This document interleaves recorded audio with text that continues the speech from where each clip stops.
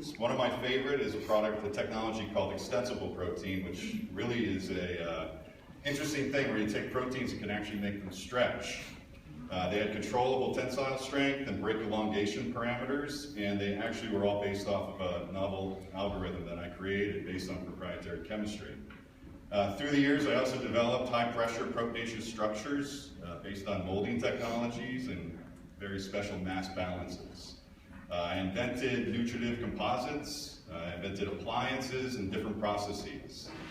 And then, over the years, I've also created a number of companies. I've started, run, and partnered with many of the big boys. One of the companies I was proud of is a company called Beta Foods. Beta Foods I started in the 90s, and I actually created a whole new platform of nutritional snack foods. I teamed with companies such as Royal Numico, GNC, Rexall Sundown, MBTY, Optimum Nutrition, a lot of household names. My products were sold in 24 countries. I did hundreds of millions of dollars in sales worldwide per year. And then in 2003, 2004, my life changed. I was on a very fast track. Protein was everything to me. I was really going pretty hard and pretty fast. I was very involved with the sports nutrition industry. I was involved with diabetes, involved with weight loss. In 2003, my mother was diagnosed. My mother, who was 18 years older than me, was diagnosed with a rare, complicated neurological disease.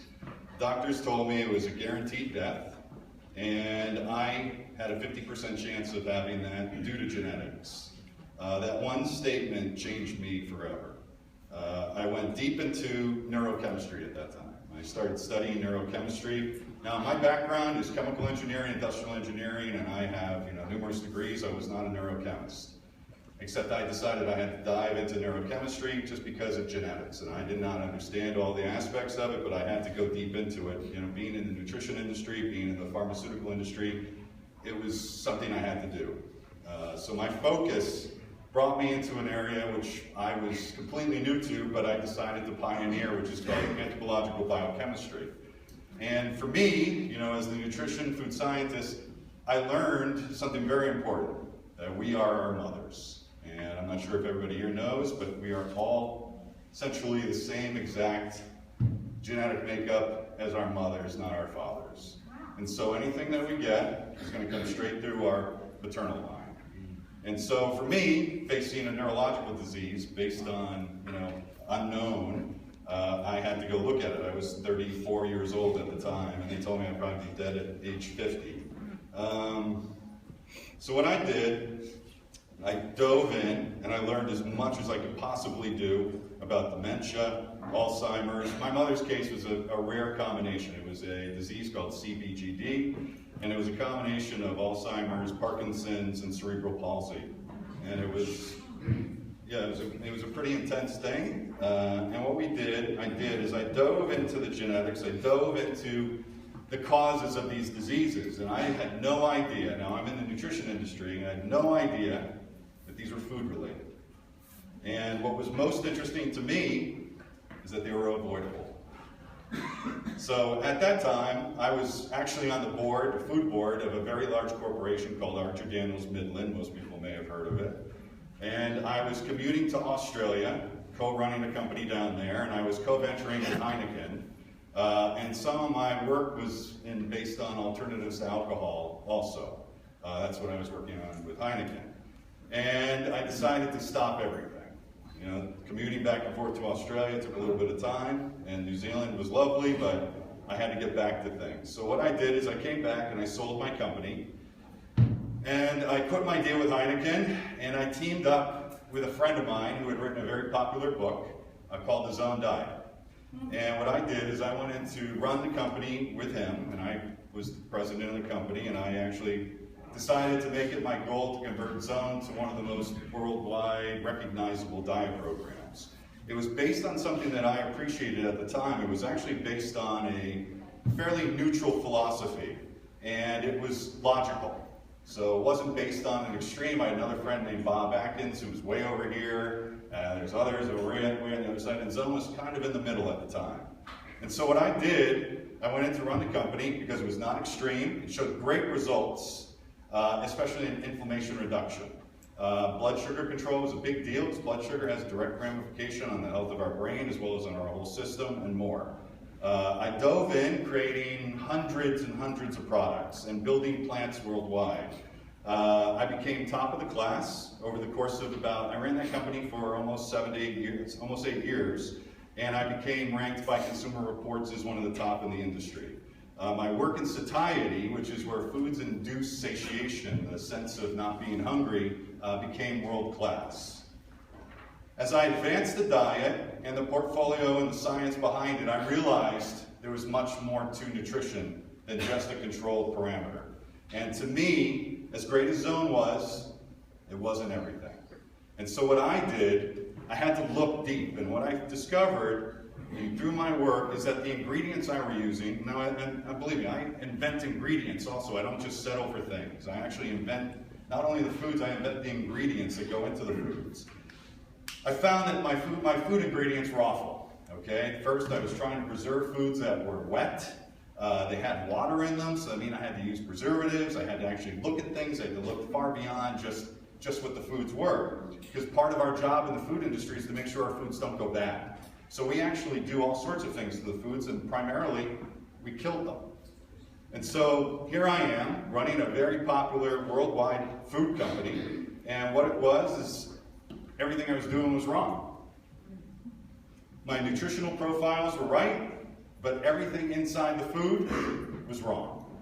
And so what I did, I decided shelf life is not the most important thing. Shelf life with a wet food is absolutely the wrong approach. Because first, we have to actually kill the nutrients to be able to make the product, to be able to stay on a shelf. So every time you walk into a grocery store and you see something that's wet, just know that's probably a dead food. And so from there, I decided to even dive deeper.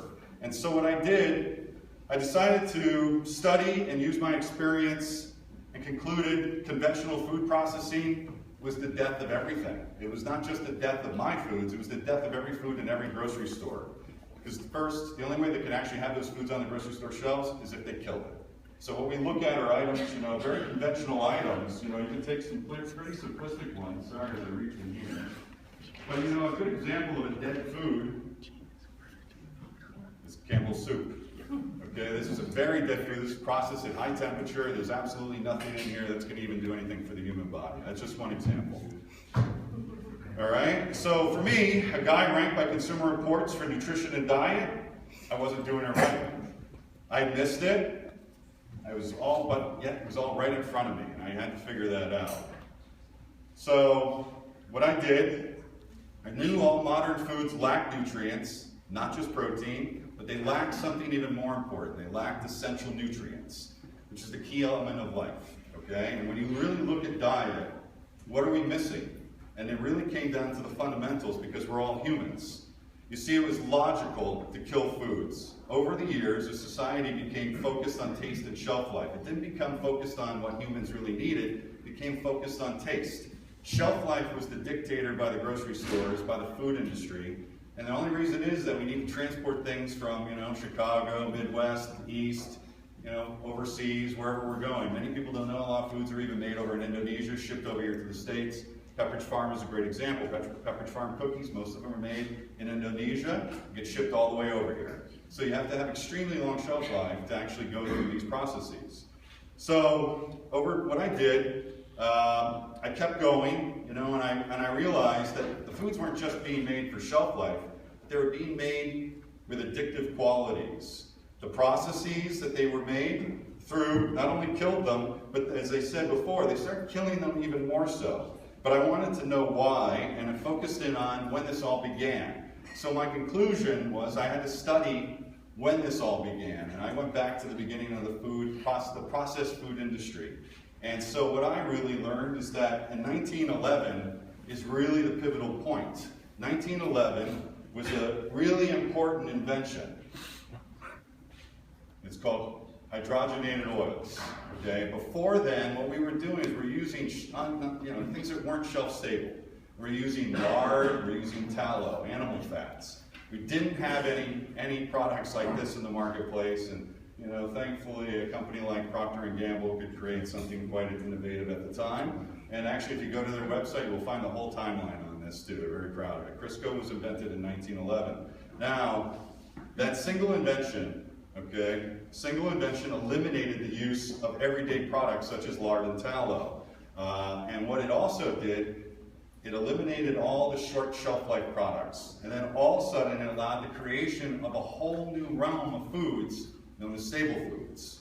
And now these stable novelties, because back then they were novelties, were invented. Matter of fact, this year, 1911, now 1912 was another big year, okay?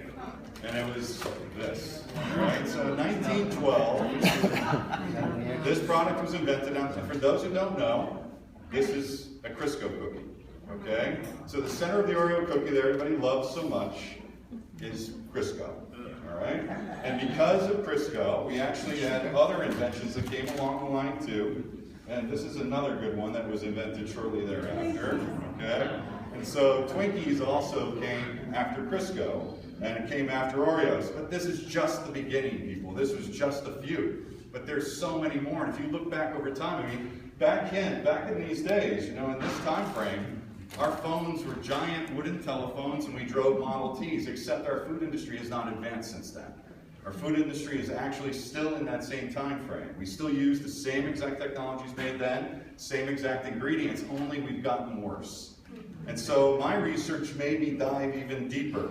And what I realized is that this invention here changed food forever. And what worse happened is that during the wars, World War II, the U.S. government decided had to actually feed the troops. The troops weren't eating the food because it was awful. It was slop. It was, you know, the terminology slop comes from the military back then. And I know I'm a military brat. And so I've heard all the stories. And so what happened is the U.S. government decided to finance a whole research program on neurochemistry called the Bliss Point. Now the Bliss Point is a very important discovery because it concluded that the right amount of sugar, the right amount of salt, and the right amount of fat made food highly appealing and addictive. Okay? And what it did is it boosted dopamine levels in your brain, create an imprint on your brain, and actually have you want more. It's exactly the same thing that happens with cocaine.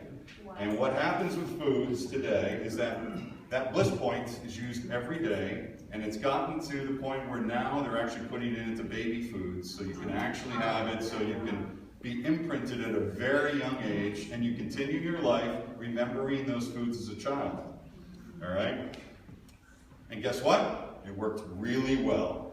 The food industry got a hold of this during the 60s and financed endless amounts of research on it. That's why yogurts today are loaded. Yogurts don't taste good unless they're loaded with lots of sugar. Okay? We also have other products that have come through the pipeline, which, you know, I don't even know if you can call them food, but you got things like this. Fruit roll-up. Okay, I don't even know what fruit roll-up is, but it's really not a food. Okay? And there's many other things that come through too. The ones that I like, you know, which everyone thinks here, and I have arguments with some of my colleagues about cereals, but cereals are awful. But you look at things like Lucky Charms, you know, I don't know, is this food or what this is, because, you know, I can't figure it out. But the key here is that foods became highly addictive due to this Bliss Point. But the other thing that I really realized is that they lacked everything we needed as humans. They have no nutrients, they're nutrient void. And my conclusion is that the industry and its philosophies are the single cause of fast human death.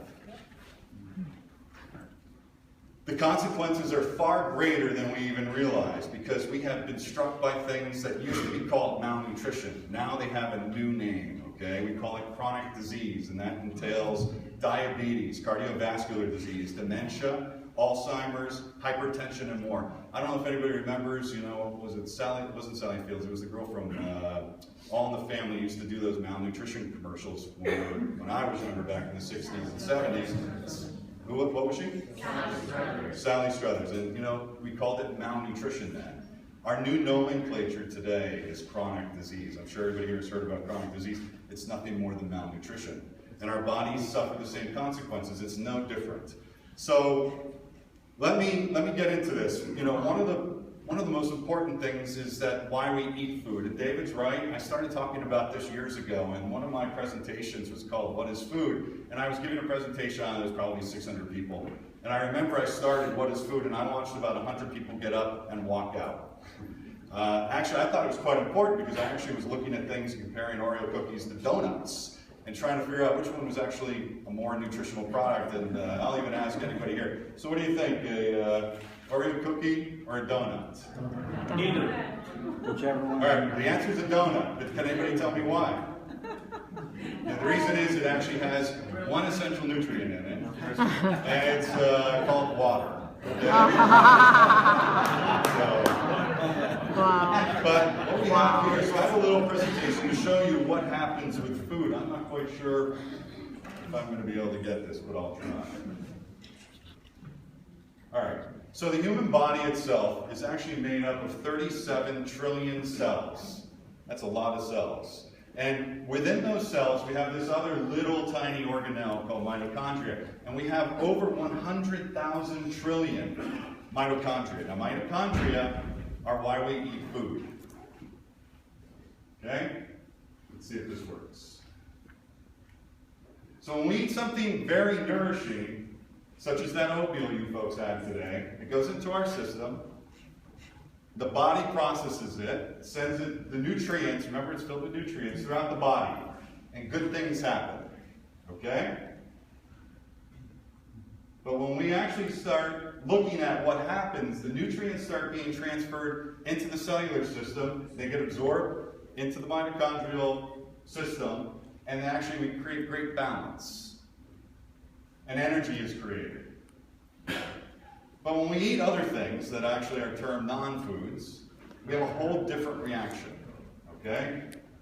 And the body starts going into chaos. And you don't know it, but it actually happens every single time you consume a non-food product.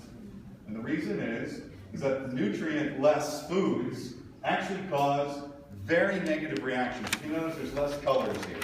And the colors are indicating on the nutrients. And what happens is the mitochondria go into a complete chaotic cycle. They don't know what to do, and then you have this electron that they need, and there's a whole imbalance. But when we actually go a little bit deeper into this at the same time, we actually have an effect on our lives.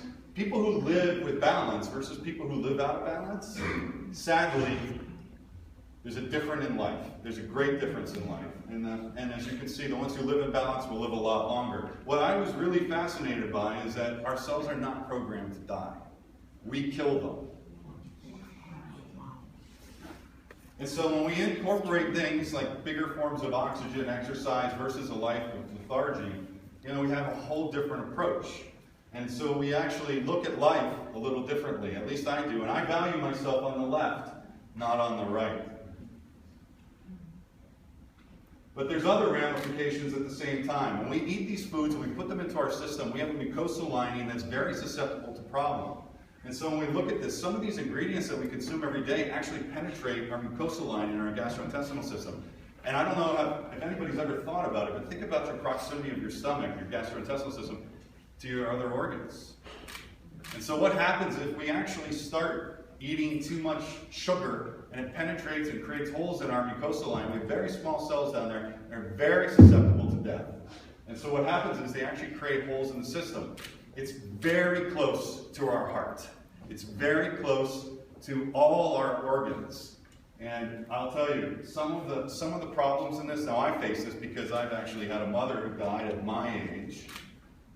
By the way, I've lived longer than she did now. So here, part of this is the impact is great. It's not, the impact, okay, I don't know why this is not going. The impact affects every component of our body. It affects our neurological system, it affects our cardiovascular system, it affects our pancreatic system. When we go deep, not just our gastrointestinal, but our hormonal system, all of it is impacted. And so all of this is avoidable. And it's all through something so simplistic, and so logical, and so human. It's just called essential nutrients. And they're called essential for a reason. Now, on that note, I'm going to actually let everyone know I have a lot of talking tonight, so I don't want to bore you with much more. And this evening, I have the joy of actually having everybody come to me to talk, so any questions you can save for later. But I'm actually going to take this now, and I'm going to transition over to the next speaker. I know I'm taking up her time. And she's an old friend of mine, not literally. She's a friend of mine for 20 years, out of Harvard. We were both in Cambridge for a very long time. And her name is Dr. Stacy Bell.